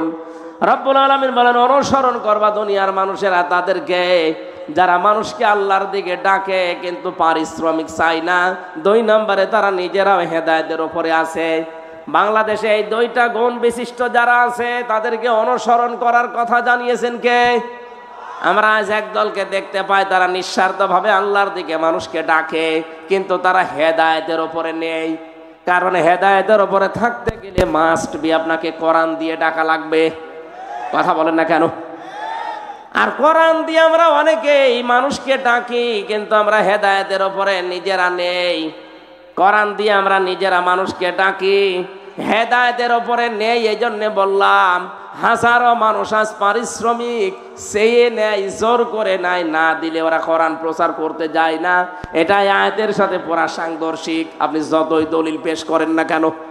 সুতরাং নবীর এই কোরআনের আয়াত অনুযায়ী, আল্লাহর কোরআনের আয়াত অনুযায়ী ওই মানুষগুলোকে অনুসরণ করা লাগবে যারা নিঃস্বার্থভাবে আল্লাহর কোরআনের প্রচার মানুষের ভেতরে করবে এবং নিজেও হেদায়েতের উপরে থাকবে। আমরা বাংলাদেশে অনেকগুলো মানুষকে পেয়েছিলাম, তার ভেতরে এখানে যিনি কথা বলতেন আল্লামা সাঈদী রহমতুল্লাহ আলাই। কথা বলেন ঠিক কিনা? তার ইখলাসের কারণে, তার ভেতরে যে আল্লাহর প্রতি তাওয়াক্কুল ভরসা ছিল, তিনি যে উজরত ছাড়া আল্লাহর কোরআনে কারিমকে প্রচার করতেন, এই জন্য আল্লাহ তাকে আজ পর্যন্ত চিরন্তন করে রেখে দিয়েছে। আমরা তাদের অনুসরণ করতে চাই, আল্লাহ তৌফিক দেন, বলেন আমিন। আল্লাহ বলেন ওই লোকটাকে উদ্দেশ্য করে যে ওলিদ, আরো চাও, আরো চাও। ইন কাল্লা ইন্নাহু কানা লিআয়াতিনা আনিদা সাউরহিকুহু সাউদা। না, তোমাকে আমি আর আমার নিদর্শন, আমার টাকা পয়সা, আমার অর্থ সম্পদ, আমার প্রভাব প্রতিপত্তি, ধন দৌলত আমি আর দেব না, কারণ এগুলো পেয়ে তুমি আমি আল্লাহকে ভুলে উদ্যত প্রকাশ করেছো। সুতরাং আল্লাহর নিয়ামত পাওয়ার পরে যারা নিয়ামতের শুকরিয়া আদায় না করে আর উল্টা পাল্টা কাজে নিজের জীবনকে জড়িয়ে দেয়, আল্লাহ বলেন সাউরিহিকুহু সাউদা, অতি শীঘ্রই আমি আল্লাহ তাকে সাউদ, এটা জাহান্নামের একটা পাহাড়ের নাম। তার মানে দুনিয়ায় যদি আল্লাহ বিপদে তাকে নাও ফেলে, মরণের পরে মহা বিপদ এসে পড়বে। যারা সম্পদের সুষ্ঠু বন্টন করতে চায় না, যারা কোরআনকে আল্লাহর বাণী হিসাবে বিশ্বাস করে না, মানে না, কোরআনওয়ালা মানুষদেরকে যারা কষ্টের ভেতরে ফেলতে চায়, আল্লাহ আমাদের এই মানুষ থেকে হেফাজত করুন, বলেন আমিন। রব্বুল আলামিন এরপরে জানিয়েছেন সুম্মা আদবারা ওয়াস্তাকবারা ফাকালা ইন হাযা ইল্লা সিহরুন ইউসার ইন হাযা ইল্লা কাউলুল বাশার সাউসলিহি সাকার ওয়া মা আদরাকা মা সাকার লা তুবকি ওয়া লা তাযার লাওয়াহাতুল লিল বাশার আলাইহা 19। ও বাংলার মানুষেরা, কোরআনের বক্তব্যগুলো সহজ সরল ভাষায় দেওয়ার পরে যাদের বিশ্বাস হয় না, যারা উল্টা দিকে মন নিয়ে চলে যান, তাদের সম্পর্কে আয়াতগুলো রব্বুল আলামিন বলেন এই লোকটা এতবার করে, মুখ ফিরিয়ে নেয়, অহংকার করে চলে যায়, যা বলে বলুক, এরকম বহু কথা শুনেছি না। এই কথা যদি কেউ মনে করে এ কোরআন মানুষের তৈরি করা, মানুষ বানিয়েছে, এটা রব্বুল আলামিন বলেন এই মানুষগুলোকে অতি শীঘ্রই আমি সাকারে দেব। তার মানে শুধু মরতে দেরি হবে, সাকারে আল্লাহ ফেলে দেবে, মরণের আগেও তাদের জীবনটা সাকারময় করে দেবে, বলেন নাউজুবিল্লাহ। ওমা আদরাকা মা সাকার, আপনি জানেন এটা কি? জাহান্নামের একটা দরজার নাম। কি আছে এই দরজা দিয়ে প্রবেশ করলে? আল্লাহ পাক বলেন লা তুবকি ওয়া লা তাযার, আস্ত ছেড়ে দেবে না, বাকিও রাখবে না, একেবারে আস্তও ছেড়ে দেবে না, বাকিও রাখবে না। লাওয়াহাতুল লিল বাশার, এই দরজা দিয়ে যারাই প্রবেশ করবে আল্লাহ আগে তাদের চামড়া খসিয়ে নেবে। বাংলার মুসলমানেরা কত ভয়ঙ্কর একটা ঘর আল্লাহ বানিয়েছে। যারা সত্যকে সত্য জানার পরে অহংকার করে মুখ ফিরিয়ে চলে যান তাদের জন্যে। আর বাংলাদেশে এই রোগের রোগী বেশি, কারণ এত তাফসির মাহফিল পৃথিবীর কোনো দেশে হয় না। কোরআন দিয়ে মানুষকে ডাকা এই বাংলাদেশের মতো কোনো দেশে আমি পাইনি। এত ডাক দেওয়ার পরেও যারা ফিরে আসতে চান না, খালি উল্টা পাল্টা মনে করে, অহংকার করে যারা উল্টা দিকে ফিরে যান, আপনার জন্য কিন্তু সাকার অপেক্ষা করছে। এর বর্ণনা আল্লাহ নিজে দিয়েছেন, কাল্লা, কখনোই না, সাকারে তোরে প্রবেশ করাবো। এটা এমন একটা ভয়ঙ্কর জায়গা, এ ঘরে ঢুকলে আগে চামড়া খসে যাবে। ইন্না শাজারাতা যাক্কুম তাআমুল আসিম কাল মুহলি ইয়াগলি ফিল বুতুনি কাগলিল হামিম খুযুহু ফাতিলুহু ইলা সাওয়াইল জাহিম সুম্মা সাব্বু ফাওকা রাসিহি মিন আযাবিল হামিম যুক ইন্নাকা আনতাল আজিজুল কারীম ইন্না হাযা মা কুনতুম বিহি তামতারুন। বলেন আল্লাহু আকবার। রব্বুল আলামিন এমন একটা চিত্র এখানে চিত্রায়িত করেছেন যে জাহান্নামের ভেতরে এই সাকারে যারা পড়বে তাদেরকে যাক্কুম ফল আমি খেতে দেব। ক্ষুধার যন্ত্রণায় যখন তারা দুই হাত দিয়ে যাক্কুম গাছের ফল পেটের ভেতরে দেবে, গলার ভেতরে যাওয়ার পরে সামনেও আসবে না, ভেতরেও যাবে না, মাঝখানে থাকবে। এটা ছড়ানোর জন্য তারা জাহান্নামের ফেরেশতাদের কাছে বলবে পানি দেন। তাদের নিজেদের রক্ত আর পুষ গরম করে যখন তাদের সামনে ধরা হবে, মুফাসসির জানিয়েছেন এটা যখন এই চোয়ালের কাছে আসবে এত গরম হবে এই নিজের ঠোঁটের মাংসগুলো সব খসে পড়ে ওই পাতিলার ভেতরে পড়বে। গরম টকবগে এই পানিগুলো নিজের পেটের ভেতরে যাবার পর আল্লাহ বলেন এই মানুষগুলোর নাড়ি ভড়ি যা আছে সব পায়খানার রাস্তা দিয়ে বের হয়ে যাবে। পাবনাবাসী আযাব কিন্তু আমাদের জন্য অপেক্ষা করছে। এই জন্যই বলছি সুম্মা রাসিহি মিন আযাবিল হামিম, মাথার উপরে যখন গরম তেল ঢেলবে, গরম পানি ঢালা হবে, ফেরেশতারা যখন টিটকারি মারবে আমাদের সাথে, যুক মজা সাকো ইন্নাকা আনতাল আজিজুল কারীম। তুমি তো দুনিয়াতে বড় সম্মানিত ছিলে, মানুষ তোমাকে দেখলে চেয়ার ছেড়ে দিত, মানুষ তো আর বুঝতো না তুমি কয় নাম্বার। তোমার আমল তোমার আখলাক ওরা বুঝতো না, তোমার দিনের কাজ একরকম, রাতের কাজ আর এক রকম। এরকম মানুষ দেশে নেই, আছে মানে আমরাই। আমাদের চেহারা দেখে উপরের কাজ বেশ ভালোই লাগে, ভেতরে ভেতরে লোকটা এত নিচে নেমে গেছে, শয়তানও অত নিচে নামে না। এখানে যাদের মোবাইল আছে, ফোন আছে, ফ্যাক্স আছে, বাড়িতে কম্পিউটার আছে, এই মানুষগুলোর জীবনে এত নিকৃষ্ট গোনাগুলো এরা করে শয়তানের ধোকায় পড়ে যে শয়তানও অত নিচে নামে না। এই কথা বলে না কেন? যাদের মোবাইলে আকাশ সংস্কৃতির মাধ্যমে, ইন্টারনেটের মাধ্যমে এমন এমন জিনিস নামান যেগুলো মা আর ছেলে এক জায়গায় বসে দেখা যায় না, স্বামী স্ত্রী পর্যন্ত এক জায়গায় বসে দেখবে তাও লজ্জা পায়, এমন কোন দৃশ্য যাদের মোবাইলে নামানো আছে এই মুহূর্তে ডিলিট করা লাগবে। নয়তো ফেরেশতারা আযাব দিতে দিতে এই শব্দটা বলবে, যুক ইন্নাকা আনতাল আজিজুল কারীম, বড় সম্মানিত ছিল দুনিয়ায়, আজ মজা নাও। আজ তো এখানে মাত্র 20,000 50,000 মানুষ নাই আমরা হব, এখানে যদি আল্লাহ এরকম অপমান করে আপনি অপমানেই মরে যাবেন। কিয়ামতে কোটি কোটি মানুষ থাকবে, একটা বারের জন্য ভাবেন কোটি কোটি মানুষ থাকবে, এতগুলো মানুষের সামনে আমাকে ধরে আল্লাহ অপমান করবে যে দুনিয়ায় তোকে কেউ টের পায়নি, আজকে আমি সব ওপেন করে দেব। তোর মোবাইলে কি থাকতো আজকে আমি সব দেখাবো। ও বাংলার যুবক সন্তানেরা যারা মোবাইলে এমন দৃশ্য রাখেন, এখনই যদি আপনি মারা যান, আপনার এই মোবাইলটা আপনার বোন ব্যবহার করবে, এই মোবাইলটা আপনার মা ব্যবহার করবে, এই মোবাইলটা আপনার বাবা ব্যবহার করবে। কথা বলেন না কেন?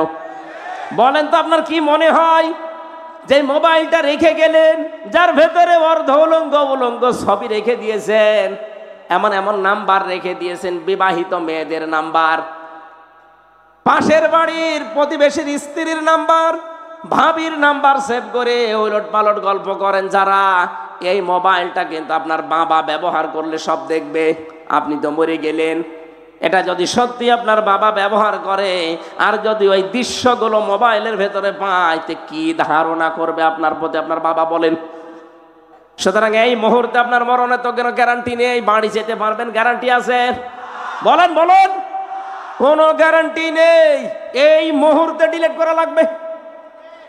যেটা নিচে দেখলে ভালো লাগে আবু তালেব সাহেব দেখলে আপনি লজ্জা পান, আপনি শরম পান, এরকম কোন দৃশ্য থাকলে আল্লাহর ভয়ে এই মুহূর্তে ডিলিট করা লাগবে। কারা কারা করবেন হাত তোলেন তো। কি আছে মোবাইলে দেখি, এদিকে আসেন। না, আমি হাসির খোরাকি দেওয়ার জন্য বলি নাই। হাজারো মানুষের এরকম চরিত্রের অবক্ষয় কিন্তু আরম্ভ করে ফেলেছে শয়তান। কথা বলেন না কেন? আল্লাহ কিয়ামতের কঠিন ময়দানে আমরা যেন ধরা খেয়ে না যাই, সকলে বলেন আমিন। রব্বুল আলামিন বলেন, এই ঘরে সাকারে প্রবেশ করাতে দেরি হবে, তোর চামড়া খসে যেতে কিন্তু দেরি হবে না। চিন্তা করেন তো কি ভয়ঙ্কর ঘর। আমরা রিমান্ডে ঘরের নাম শুনি, আমি যে রিমান্ডে ছিলাম মাটির নিচে, হ্যাঁ ওটা ভয়ঙ্কর ঘর। ওখানে গেলে যে নখ তুলে নাই কি করে আমি দেখেছি, আমার সামনে অনেকের নখ তুলে নিয়েছে হাতের পায়ের, কিন্তু পুরা শরীরের চামড়া কাউকে আমি একবারে খসাতে দেখিনি। চামড়া খসিয়েছে হয়তো হাতের তালুর চামড়া, এখান থেকে আস্তে করে ব্লেড দিয়ে কেটে আপনি চামড়া ধরে যদি মাথা ধরে টান দেন দেখবেন পুরাটা চলে আসবে।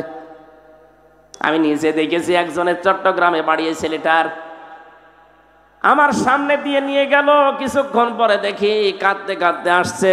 জিজ্ঞাসা করলাম, ভাই কি অবস্থা? বলে, এই দেখেন আমার হাতের আঙ্গুল নেই, নখগুলো সব ওরা প্লাস দিয়ে তুলে ফেলেছে, আর হাতের এই চামড়া এখানে আস্তে করে ব্লেড দিয়ে কেটে দেওয়ার পরে রক্ত ফেনকি দিয়ে বের হয়, কি যেন ঔষধ আছে এখানে দিলে রক্ত বন্ধ হয়ে যায়। তখন এই মাথা যে চামড়া বেরিয়ে আসে, ওই চামড়াটা একটা মেশিন ধরে টান দেয়, পুরা চামড়া চলে আসে। আল্লাহ যে লাব্বা হাতুল্লিল বাসার দিয়েছেন, রব্বুল আলামিন বলেন মানুষের চামড়া তোলা হবে এই ঘরের ভেতরে, এর তো মাত্র হাতের তালুর চামড়া তুলেছে। জাহান্নামে শুধু এই ঘরে সাকারে ঢুকবেন, পুরা চামড়া একবারে আল্লাহ তুলে ফেলবে। রিমান্ডে এর অত্যাচার, এর চিৎকার দেখে আমারই কান্না চলে আসতো। কিয়ামতের ওই কঠিন সাকারে আল্লাহ পুরা চামড়া যখন তুলবে, বলেন তো কি চিৎকার করবে লোকটা? কে করবে? আমরাই। কারণ আমরা কে সত্যকে সত্য জানার পরে, এই যে সুম্মাদ বারা ওয়াস্তাক বারা, যারা সত্যকে সত্য জানার পরে অহংকার করে মুখ ফিরিয়ে চলে যান, হ্যাঁ ওরকম বলেই থাকে আপনার জন্য এই শাস্তি। আর আমি দেখতে পাচ্ছি বাংলাদেশে এই শাস্তিটা বেশি হবে। কথা বলেন না কেন? এই দেশে এই শাস্তিটা বেশি হবে। চোখে আঙ্গুল দিয়ে হক পথ আপনাদের দেখিয়ে দে। আপনার যদি বিশ্বাস না হয়, এখানে যারা আলেম আছে এদেরকে জিজ্ঞাসা করেন। কোরআনে কারীম জানিয়েছে, ওয়ালাম্মা রাআল মুমিনুন আল আহজাব ক্বালু হাযা মা ওয়া'আদানাল্লাহু ওয়া রাসূলুহু ওয়া সাদাকাল্লাহু ওয়া রাসূলুহু ওয়া মা যাদাহুম ইল্লা ঈমানা ওয়া তাসলিমা। সূরা আহজাব 21 নম্বর পারা 19 নম্বর পৃষ্ঠা 13 নম্বর লাইনের 22 নম্বর আয়াতে আছে। তাফসিরে যে কোনটা দেখবেন এটা পাবেন। নবীজিকে আল্লাহ জানিয়েছেন, হে নবী আপনি হক দল খুঁজে পান না। পৃথিবীতে হক দল ওইটা যাদেরকে দেখে অন্য আল্লাহ বিরোধী যারা, তারা তেড়ে তেড়ে মারতে আসে। বাংলাদেশে কত দল আজ ইসলামের কাজ করছে, দেখেন তো কোন দলের ওপরে বাতিলের টার্গেট নেই, শুধু একটা দলকে ওরা দাবিয়ে রাখতে চায়। আপনি হক দল খুঁজে পান না মানে এই আয়াতের তাফসীর পড়বেন, দেখবেন এই দেশে হক আপনি যদি চিনতে নাও পারেন, বাতিলরা কিন্তু চিনে ফেলেছে। ওরা জানে যে এই দেশে আল্লাহর কোরআন কায়েম করতে চায় কারা। ওরা এটাও বিশ্বাস করে যে কোনোদিন তাহেরির দ্বারা এদেশে কোরআন কায়েম হবে না। ওরা বিশ্বাস করে নজিবুল বছর মজভণ্ডরীর দ্বারা জীবনেও কোরআন দেশে কায়েম হবে না। ওরা বিশ্বাস করে আটরশির দ্বারা দেশে কোরআন কোনোদিন কায়েম হবে না। ওরা বিশ্বাস করে ফেলেছে কোরআন কায়েম হতে হলে একামতে দিনের কর্মীদের দ্বারা হবে। এদের সবার টার্গেট এখন ঠেকাও, একামতে দিনকে ঠেকাও। আল্লাহ বলেন না, এদেরকে ঠেকাতে কেউ পারবে না। অনরিদু আন্নামুন্না আলাল্লাযীনা ইসতাদঈফু ফিল আরদ। জমিনে ফেরাউন একটা দলকে দুর্বল করে রাখতে চেয়েছিল কোণঠাসা করে, সেটা মুসা নবীর দল।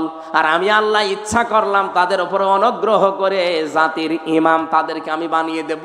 আল্লাহ মনে হচ্ছে তাই বানিয়ে দিয়েছে। সারা দেশে এখন দেখেন ইসলামের জয় জয়কার চলছে। কথা বলেন না কেন? শুধু ইমাম বানাবো না, জমিনের উত্তরাধিকারী তাদেরকে আমি বানাবো। অনুমাক্কিনা লাহুম ফিল আরদ, জমিনের শাসন ক্ষমতাও তাদেরকে দেব। অনুরিয়া ফিরআউনা ওয়া হামানা ওয়া জুনুদাহুমা মিনহুম মা কানু ইয়াহযারুন, আমি আল্লাহ ওদেরকে দেখাতে চাই ফেরাউন হামান আর ওদের সৈন্যবাহিনীকে, ওরা যাদেরকে ভয় পেত তাদেরকে আমি জমিনের শাসন ক্ষমতা দিয়ে ওদেরকে আমি দেখাতে চাই। এই বাংলাদেশে 54 বছরে যাদেরকে কোণঠাসা করে রাখা হয়েছিল, যাদেরকে দুর্বল করে রাখা হয়েছিল, সূরা কসসের 5 এবং 6 নাম্বার আয়াত মনে হচ্ছে আল্লাহ দেখাচ্ছেন। এই কথা বলেন না কেন? এই মানুষগুলোকে আজ আল্লাহ ধরে ধরে জাতির ইমাম বানিয়ে দিচ্ছে। জাতির শুধু ইমাম না, দেশের উত্তরাধিকারী আল্লাহ বানিয়ে দিচ্ছে। আল্লাহ এবার শাসন ক্ষমতায়ও বসাবে, কারণ কোরআনে কারিম 100 ভাগ আমরা বিশ্বাস করি, নাকি 98 ভাগ? আরো জোরে। অনুমাক্কিনা লাহুম ফিল আরদ, আল্লাহ বলেন আমি নিজে তাদেরকে জমিনের শাসন ক্ষমতায় বসাবো। এইটা এখন দেখতে বাকি আছে। আর আমার বিশ্বাস কোরআনের উপরে 100 ভাগ আছে। এই জন্য আমি দৃঢ় বিশ্বাস নিয়ে বলতে পারি সামনের দেশ হবে কোরআনের দেশ, সামনের সংসদ হবে কোরআনের সংসদ। এটা আমরা দেখতে চাই না? চর্ম চোখে যেন আল্লাহ দেখার তৌফিক দেন। 56,000 বর্গ মাইল এইটা দিয়ে চলছে। জোরে বলেন আমিন। আল্লাহুম্মা আমিন।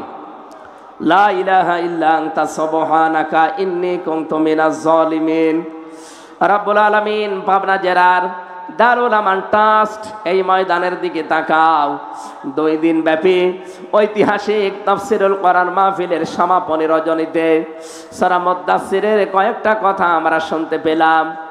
কোরআনে কারিমে যারা বাধা দেয়, কোরআনকে যারা মানুষের তৈরি করা নিয়ম নীতি মনে করে, তাদের কি শাস্তি দিয়েছো তুমি? কি শাস্তি দেবে তোমার বর্ণনা শুনছিলাম।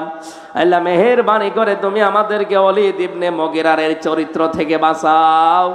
আমাদের চরিত্র তুমি আবু বকর সিদ্দিকের মতো বানিয়ে দাও। রব্বুল আলামিন বিশাল আয়োজন করতে গিয়ে দারুল আমান ট্রাস্টের কর্তৃপক্ষ যারা ঋণী হয়ে গেছে, এদের ঋণ পরিশোধ করে দাও, এদের অভাব দূর করে দাও, এদের স্বভাবগুলো ভালো বানিয়ে দাও।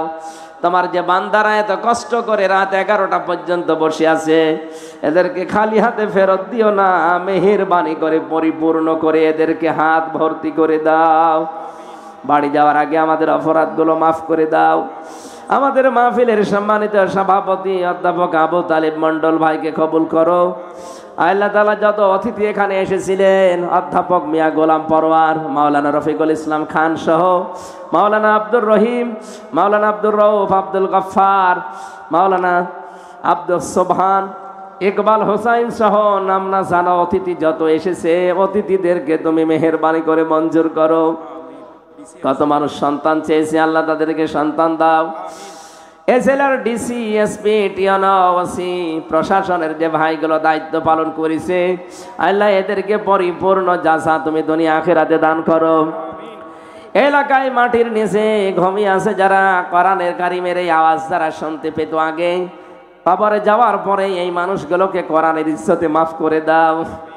বিশেষ করে মরহুম মাওলানা আব্দুস সোবহান রহমতুল্লাহ আলাইহি, তার সন্তান হাত তুলেছে। রব্বুল আলামিন তার সন্তানের হাতের দিকে তাকাও। তোমার নবী জানিয়েছে সন্তানের হাত নাকি তুমি ফেরত দাও না। ছেলের হাতের দিকে তাকিয়ে মাওলানা আব্দুস সোবহানকে তুমি জান্নাতের সুউচ্চ মাকান দিয়ে দাও। শহীদ আল্লামা দেলাওয়ার হোসাইন সাইদি, আল্লাহ 3টা বছর তোমার এই গোলামের সাথে আমি অনেকবার দেখা করেছি। তার কথাবার্তা শুনতাম বসে বসে, তিনি আমাকে উপদেশ দিতেন। তার পুরা উপদেশ আমার প্র্যাকটিক্যাল লাইফে মেনে চলার তৌফিক দাও। তোমার গোলাম বেঁচে থাকলে এই ময়দানে এখানে আজকে তিনি কথা বলতেন। তুমি যখন ডাক দিয়েছো তোমার নাও দরবারে তিনি হাজিরা দিয়েছেন, তাকে তুমি জান্নাতুল ফেরদাউস দিয়ে দাও। আল্লাহ তাআলা জনাব নাসিরউদ্দিন এই জমিনের মালিক, তিনি দিয়ে দিয়েছে তোমার নবীর ঘরের জন্য ওয়াকফ করে, তাকে তুমি মেহেরবানি করে ক্ষমা করে দাও।